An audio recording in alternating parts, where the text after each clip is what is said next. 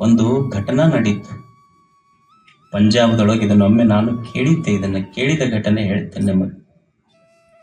ಒಬ್ಬರು ಜ್ಞಾನಿಗಳು, ಒಬ್ಬರು ತಿಳಿದವರು ಈ ಘಟನೆಯನ್ನು ಹೇಳಿದ್ರು. ಪಂಜಾಬದೊಳಗೆ ಒಂದು ಘಟನೆ ನಡೀತಂತೆ. ಏನು ನಡೀತು ಅಂದ್ರೆ, ಒಂದು ಹುಡುಗಿಗೆ ಒಂದು ಊರಿಗೆ ಮದುವೆ ಮಾಡಿ ಕೊಟ್ರು. ಮದುವೆ ಮಾಡಿ ಕೊಟ್ಟ ಮೇಲೆ 1 ವರ್ಷ ತುಂಬೋದ್ರೊಳಗೆ ಒಂದು ಮಗು ಆಯ್ತು. ಅವರು ಗಂಡನ ಮನೆಯವರು ತವ್ರ ಮನೆಗೆ ಈ ಹೆಣ್ಮಗಳು ಹೆರಿಗೆಗಂತ ಬಂದ್ಲು. ಗಂಡನ ಮನೆಯವ್ರು ಹೇಳಿ ಕಳಿಸಿದ್ರಕ್ಕೆ ಏನು ಅಂದ್ರೆ, ನೀ ಗಂಡು ಹಡ್ಕೊಂಡ ಬರ್ಬೇಕು ನಮ್ಮ ಮನೆಗೆ. ಆಕೆ ಹೆರಿಗೆಗೆ ಹೋದ್ಲು, ಮಗು ಆಯ್ತು. ಗಂಡ ಆಗ್ಲಿಲ್ಲ, ಹೆಣ್ಣು ಮಗು ಆಯ್ತು. ಮತ್ತೆ 2 ವರ್ಷದೊಳಗೆ ಮತ್ತೆ ಹೆಣ್ಮಗಳು ಗರ್ಭಿಣಿ ಆದ್ಲು. ಗಂಡನ ಮನ್ಯಾಗ ಹೇಳಿ ಕಳಿಸಿದ್ರು, ಈಗ ಮೊದಲನೇದು ಹೆಣ್ಣಾದ್ರೆ ಆಗಲಕ್ಕ, ಈ ಸಲ ಮಾತ್ರ ಹೆಣ್ಣಾಗುವಂಗಿಲ್ಲ, ಗಂಡು ಹಡ್ಕೊಂಡ ಬರ್ಬೇಕು. ಏನ ಅಕ್ಕಿ ಕೈಯಾಗ ಐತೆ ಫ್ಯಾಕ್ಟ್ರಿ? ಏನು ಮ್ಯಾಲಿಂದ ಹಾಕೋದ್ ಕೂಡ್ಲೆ ಬರಾಕ? ದೇವನ ಕೈಯಾಗ ಐತೆ. ನೀ ಗಂಡು ಹಡ್ಕೊಂಡ ಬರ್ಬೇಕಂತ ಹೋದ್ಲು. ಹೆರಿಗಾತು, ಮಗು ಆತು, ಮತ್ತ ಹೆಣ್ಣಾತು. ಮತ್ತೊಂದ್ 2 ವರ್ಷ ಆದ್ಮೇಲೆ ಮತ್ತೆ ಗರ್ಭ ಧರಿಸದ್ಲ ಹೆಣ್ಮಗಳು. ಅವ್ರ ಮನ್ಯಾಗ ಹೇಳಿ ಕಳಿಸಿದ್ರು, ಈ ಸಲ ನೀ ತವ್ರ ಮನೆಗೆ ಹೆರಿಗೆಗೆ ಹೋಗ್ತೀಯಲ್ಲ, ಈ ಸಲ ಗಂಡಾತು ಕೂಸ ನೀನಿಬ್ರು ಕೂಡಿ ಬರ್ಬೇಕು.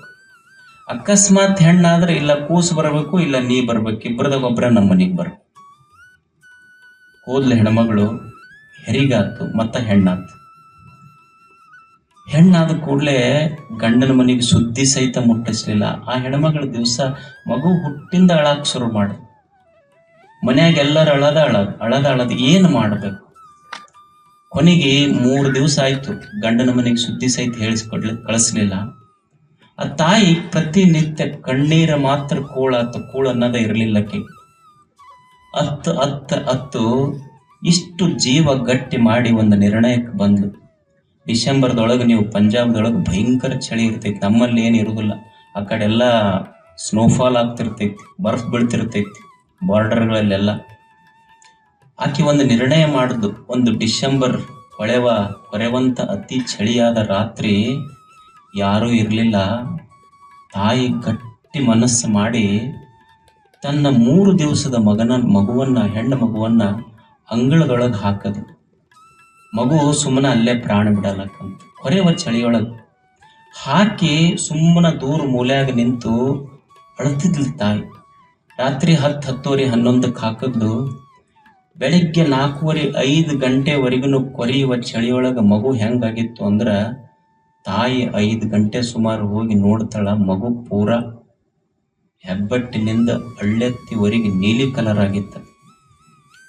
ಆಕಿಗೇನು ಕೂಸು ಸತ್ತೈತಿ ಅಂತ ಬಹಳ ದುಃಖ ಆಗಿ ಆ ಕೂಸಿನ ಓಡಿ ಹೋಗಿ ಎದಿಗೆ ಹಚ್ಕೊಂತಾಳ ತಾಯಿ. ಆದ್ರ ಆಶ್ಚರ್ಯ ಏನಾಗಿತ್ತು ಅಂದ್ರ, ಮಗುವಿನ ಮೈ ಬಣ್ಣ ನೀಲಿಯಾಗಿತ್ತು. ಅದರ ಆಶ್ಚರ್ಯ ಏನಾಗಿತ್ತು ಅಂದ್ರ, 3 ದಿವಸದ ಮಗುವಿನ ಎದೆಯ ಬಡಿತ ತಾಯಿಯ ಎದೆಯ ಬಡಿತಕ್ಕೆ ಗೊತ್ತಾಗಿತ್ತು, ಮಗು ಇನ್ನೂ ಜೀವಂತಿತ್ತದು. ಅಷ್ಟು ಕೊರೆವ ಚಳಿಯೊಳಗೂ ಸರಿ. ಅವಾಗ ತಾಯಿ ಅಂತಾಳ, ಇಷ್ಟು ಕೊರೆವ ಚಳಿಯೊಳಗೆ ನನ್ನ 3 ದಿವಸದ ಮಗುವಿಗೆ ನಾನು ಹಾಕೇನಿಲ್ಲ. ಸಾವಿನೊಂದಿಗೆ ಹೋರಾಡಿ 3 ದಿವಸದ ಮಗು ಗೆದ್ದು ಬಂದೈತಿ.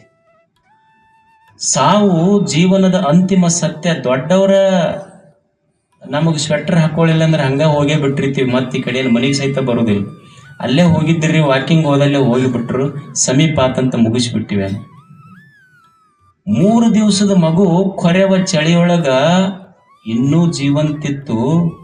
ತಾಯಿಯ ಮಗುವಿನ ಎದೆಯ ಬಡಿತ, ತಾಯಿಯ ಎದೆ ಬಡಿತ ಗೊತ್ತಾದಾಗ ತಾಯಿ ಅಂತಾಳ, ಈ 3 ದಿವಸದ ಮಗು ಇನ್ನೂ ಬದುಕೈತಿ ಅಂದ ಮೇಲೆ, 3 ದಿವಸದ ಮಗು ಸಾವಿನೊಂದಿಗೆ ಹೋರಾಡಿ ಬದುಕಿದೆ ಅಂದ ಮೇಲೆ, ಮೈ 3 days daughter, she has fought for her life.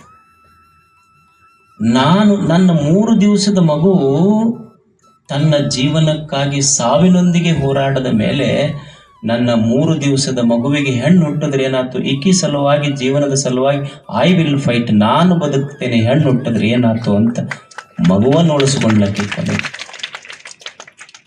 3 ದಿವಸದ ಮಗು ಸಾವಿನೊಂದಿಗೆ ಹೋರಾಡಿ ಬಂತು. ನಮ್ಮ ಹೊರಗೆ ಹೊಂಟ್ರ ಬೆಕ್ಕ ಅಡ್ಡು ಬಂತ್ರಿ ಅಂತ. 3 ದಿವಸದ ಮಗುವಿನಲ್ಲಿ ಎಂಥ ಧೈರ್ಯ ನೋಡಿ. ನಮ್ಮ ಹಂಗಾಗೋದಿಲ್ಲ. ಹೊರಗೆ ಹೊಂಟತಂದ್ರೆ ಬೆಕ್ಕಡ್ಡು ಬಂತು. ಯಾಕ್ರಿ ಕೆಲಸ ಆಗೋದಿಲ್ರಿ ನಮ್ಮ ಎಲ್ಲ? ಯಾಕೆ ಬೆಕ್ಕಡ್ಡು ಬಂದೈತಿ?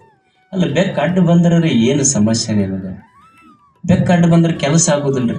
ಅದು ಬೆಕ್ಕಂತಿರ್ತೈತಿ, ನಾ ಅಡ್ಡು ಬಂದ್ರೆ ನಿನಗೆ ಕೆಲಸ ಆಗೋದಲ್ಲ, ನೀ ಅಡ್ಡು ಬಂದ್ರೆ ನನಗೆ ಇವತ್ತು ಹಾಲ ಸಿಗೋದಿಲ್ಲ ಯಾರ ಮನೆಯಾಗ ಅಂತ ಅಂತಿರ್ತೈತಿ. ಏನು ಮನುಷ್ಯನ ಮನೋಭಾವ! ಒಂದು ಸಣ್ಣ ಕೂಸಿನೊಳಗೆ ಎಂಥ ಛಲ. ನಮ್ಮಲ್ಲಿ ಬರೇ ನೆಪಗಳಷ್ಟೆ. ಏನು ಹೊರಗೆ ಹೊಂಟಿದ್ದ? ಯಾಕ್ರಿ ಎಲ್ಲಿಗೆ ಹೊಂಟಿದ್ರೆ? 7:30 ಎಲ್ಲಿಗೆ ಹೊಂಟಂತ ಕೇಳಿದೆವು. ಹೊರಗೆ ಹೊಂಟು ಮನ್ಯಾಗ ಒಳಗೆ. ಅಲ್ಲ, ನೀವು ಊರಿಗೆ ಹೊಂಟಿಯಲ್ಲ, ಇವಾಗ ಕೇಳ್ದ ಮನ್ಯಾಗ ಹೊಂಟಿ. ಮತ್ತು ಅವ್ ಕಂಡಕ್ಟರ್ ಏನು ಎಲ್ಲಿಗೆ ಹೊಂಟಿ ಅಂತ ಕೇಳಂಗಿಲ್ಲ. ತ್ರಿಕಾಲ ಜ್ಞಾನಿ ಹಂಗ ಟಿಕೆಟ್ ಕೊಡ್ತಾನೆ, ಏನು ಅಲ್ಲಿ ಇಳಿತೀನಿ?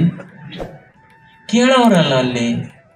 ಏನು 3 ದಿವಸದ ಮಗುವಿನಲ್ಲಿ ಎಂಥ ಅದ್ಭುತ ಶಕ್ತಿ ಇತ್ತು. ಮನುಷ್ಯ ಇದನ್ನು ನೋಡಿ ಕಲಿಬೇಕಷ್ಟೇ. ಆತ್ಮವಿಜ್ಞಾನ ಇದು.